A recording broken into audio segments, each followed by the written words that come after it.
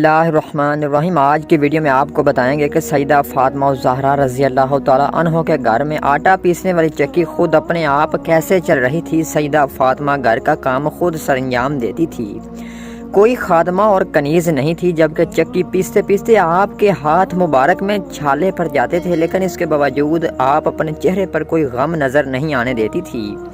گھر کے کاموں کے علاوہ عبادت بھی کثرت سے کیا کرتی تھی۔ ایک دن میاں بیوی 8 پہر سے بھوکے تھے۔ حضرت علی رضی اللہ تعالی عنہ کو کہیں سے مزدوری میں 1 درہم مل گیا، رات ہو چکی تھی۔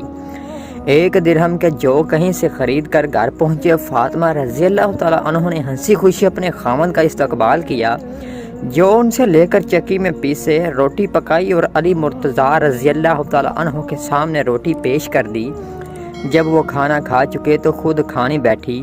حضرت علی رضی اللہ تعالی عنہ فرماتے ہیں کہ مجھے اس وقت سید عالم صلی اللہ علیہ وآلہ وسلم کا وہ ارشاد یاد آیا کہ فاطمہ دنیا کی بہترین خاتون ہے۔ حضرت ابو ذر غفاری رضی اللہ تعالی عنہ کا بیان ہے کہ ایک مرتبہ حضور اکرم صلی اللہ علیہ وآلہ وسلم نے مجھے حکم دیا کہ علی رضی اللہ تعالی عنہ کو بلاؤ۔ جس وقت میں ان کے گھر پہنچا تو دیکھا سید النساء حضرت حسین رضی اللہ تعالی عنہ کو گود میں لے کر چکی پیس رہی تھی۔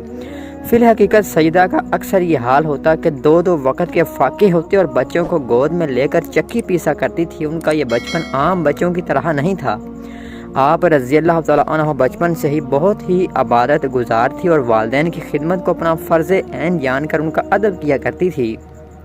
اسی لیے آپ صلی اللہ علیہ وآلہ وسلم کو اپنی پیاری بیٹی فاطمہ رضی اللہ تعالی عنہ سے بے پناہ محبت تھی۔ آپ نے فرمایا کہ فاطمہ میرے جگر کا ٹکڑا ہے اور جنتی عورتوں کی سردار ہے، جس نے اسے تکلیف پہنچائی اس نے مجھے تکلیف پہنچائی۔